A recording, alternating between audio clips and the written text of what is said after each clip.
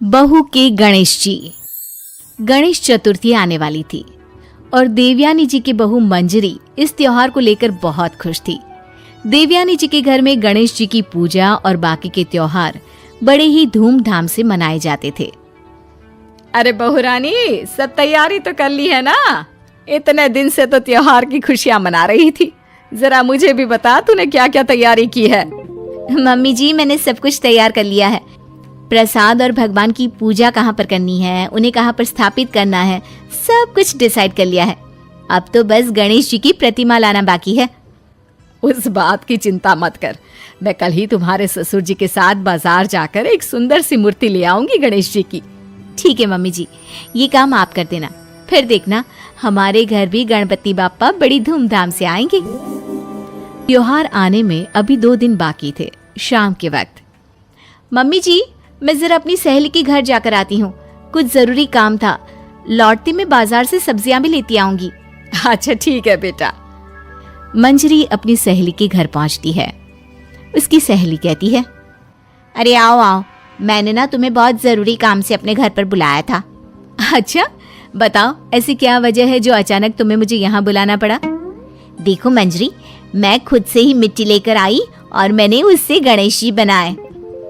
वो तो ठीक है, पर इतनी मेहनत करने की क्या जरूरत थी? बाजार में देखती इतने सुंदर सुंदर गणेश जी की मूर्तियां मिल रही हैं।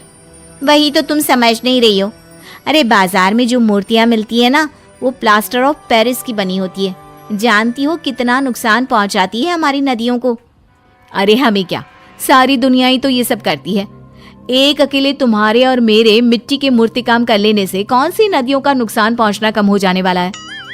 बस यही समझाने के लिए तुम्हें अपने घर बुलाया था। देखो मैं तो कहती हूँ तुम भी अपनी मूर्ति खुद से बना लो। अरे नहीं नहीं, मुझसे इतनी मेहनत नहीं होती। कौन इतना काम करे? वैसे भी ससुराल में काम कम है क्या? और मेरी सासू माँ ने तो सारी की सारी जिम्मेदारी मेरे ऊपर छोड़ दी है। जैसी तुम्हारी इच्छा। मैं तो चाहती थी कि इस बार तुम भी अपने गणेश जी खुद ही बना लेती।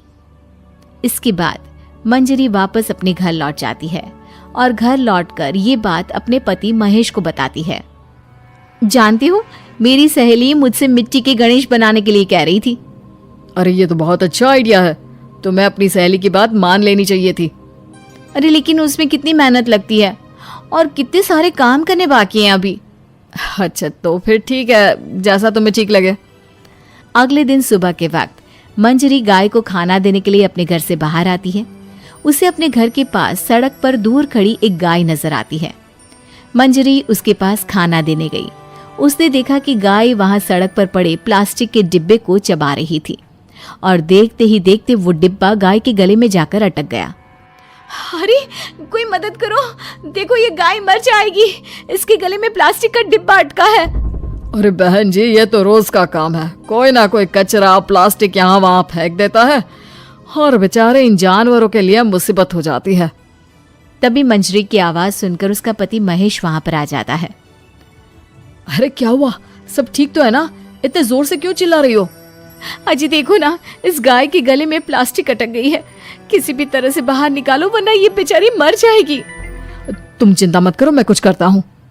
महेश किसी तरह गाय के मुंह से प्लास्टिक का डिब्बा निकाल देता है। ये तो बहुत अच्छा हुआ आपने बचा लिया, वरना मैं तो देख ही नहीं पाती। त्योहार से पहले अगर गौ माता की मौत हो जाती तो कितना बड़ा पाप पड़ता। न जाने कैसे लोग हैं, ऐसे ही सड़क पर प्लास्टिक डाल देते हैं। हाँ तुमने बिल्कुल ठीक कहा। अच्छा हुआ तुम दोनों ने उस गाय को बचा लिया, वरना कितना बड़ा पाप चढ़ता। चाहे काम कोई भी करे, लेकिन जानवरों को तकलीफ होती है ना, तो दिल बड़ा दुखता है। मम्मी जी, मुझे लगता है इसीलिए मेरी सहेली मुझे समझा रही थी कि हमें मिट्टी के गणेश जी बनाने चाहिए। अरे नहीं नहीं बहू, गाय को बचाने तक तो ठीक है, लेकिन अब ये नया झंझट मत पालो। अरे कौन बनाए मूर्ति?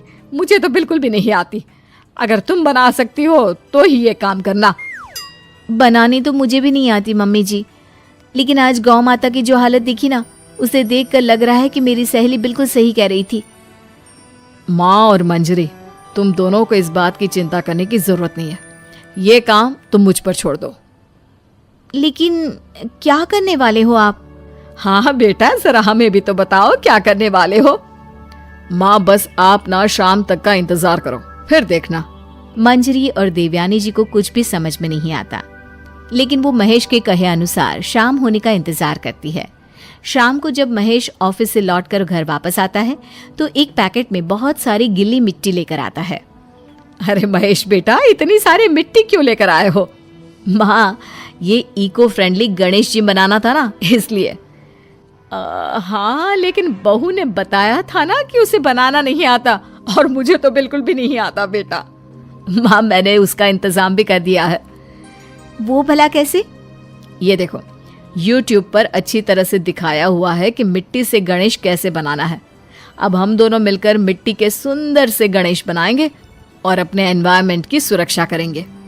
YouTube का वीडियो देख देख कर महेश और मंजरी ने गणेश जी की बड़ी ही सुंदर सी प्रतिमा बना ली। मंजरी ने अपने मोहल्ले की कुछ औरतों को भी वहां पर बुला लिया और उन सब ने मिलकर गणेश जी की खूबसूरत प्रतिमाएं बनाई। अरे वाह बेटा, ये भी खूब रही। भला हो उस गौ माता का, जिसकी हमने जान तो बचाई, पर बदले में वो हमें कितना अच्छा ज्ञान देकर गई। बिल्कुल ठीक कहती है मम्मी जी। और देखिए तो, इस बार वाले मेरे भगवान हर बार के भगवान से कितने ज्यादा सुंदर है। इस बार तो गणेश चतुर्थी का मजा ही आ गया।